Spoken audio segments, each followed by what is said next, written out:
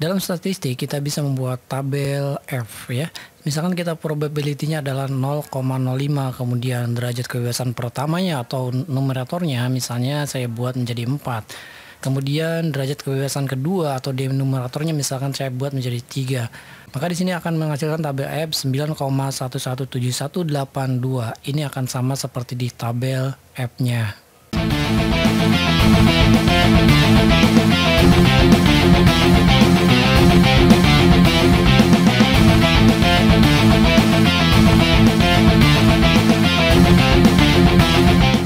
Oke, jadi hari ini kita akan belajar statistik menggunakan Excel ya. Dan kelebihan Excel di sini kita bisa membuat sebuah F tabel dalam statistik ya, statistik penelitian ya. Jadi F tabel itu adalah tabel statistik yang nilai di dalamnya digunakan sebagai nilai pembanding yaitu dengan F hitung ya dalam analisis varian ya. Oke, jadi kita akan buat saja di sini.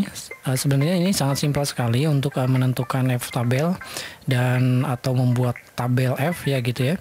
Tapi di sini kita harus tahu dulu, di sini harus ada yang namanya dengan probabilitas ya atau probability ya. Oke, di sini misalnya kita tentukan probability-nya. Oke, probability, kemudian di sini ada derajat misalkan derajat kebebasan pertama ya, derajat kebebasan pertama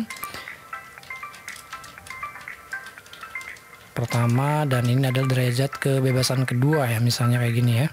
Dan dalam penelitiannya kalau teman-teman belajar statistik itu tentunya mungkin ini tidak aneh ya, tidak asing gitu ya.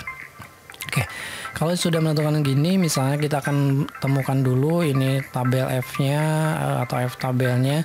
Kita bisa di sini kita bisa tentukan dengan menggunakan formula Excel ya. Sini hasil F tabelnya kita bisa tentukan di sini ya.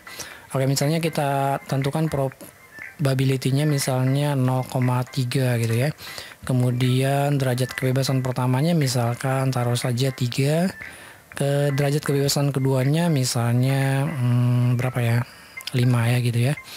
Oke, jadi kita bisa menentukan F tabel di sini ya.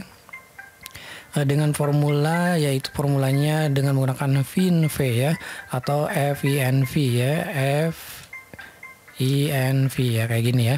Oke, mungkin teman-teman kalau sudah pernah belajar statistik ya dalam sebuah penelitian mungkin tidak asing ya untuk menentukan ini gitu ya. Oke, lalu kalau sudah kayak gini, di sini adalah probability-nya, kita ambil yang ini kan, sel D2 gitu kan. Kemudian di sini titik koma. Nah, kalau teman-teman menggunakan format Excel-nya atau language setting-nya bahasa Inggris, berarti ini koma gitu kan ya.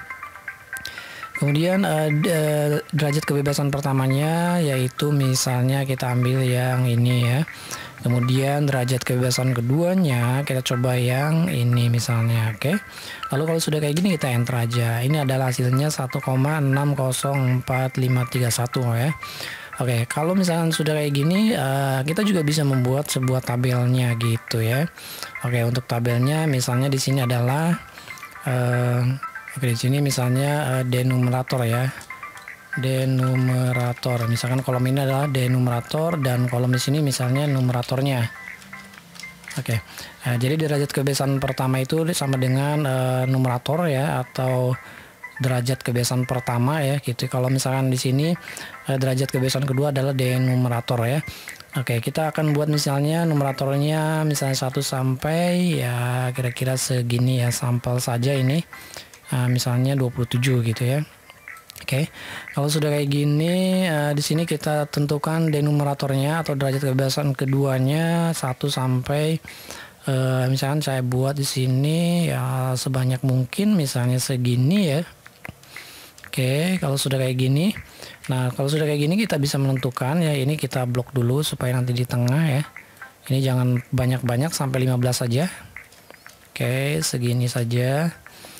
Nah, ini kita ketengahin dulu ya, kita gunakan merge and center ya, seperti ini. Ini juga merge and center, kemudian pilih ini ya. Oke, ini adalah numerator ya, numerator. Oh, sorry. Nah, bisa kelihatan. Nah, gini ya, di numerator dan ini numeratornya.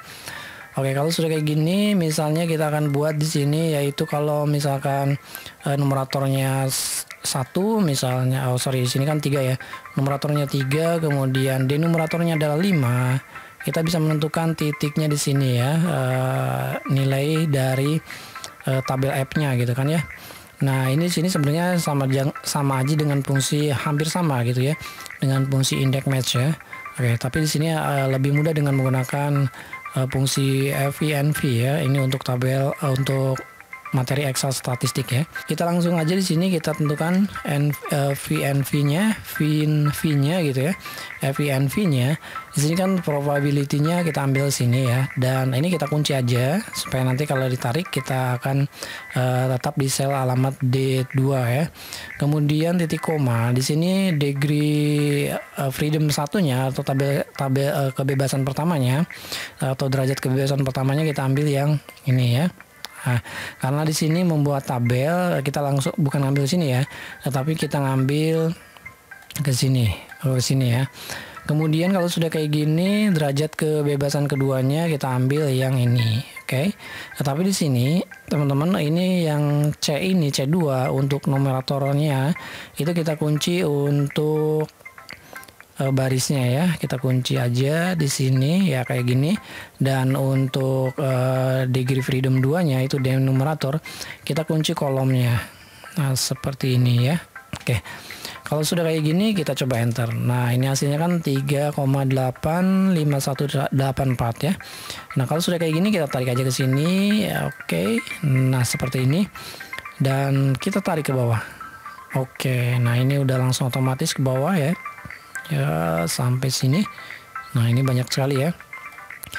Nah, kita coba cek di sini bahwa probability-nya adalah 3, derajat kebebasan pertamanya 3.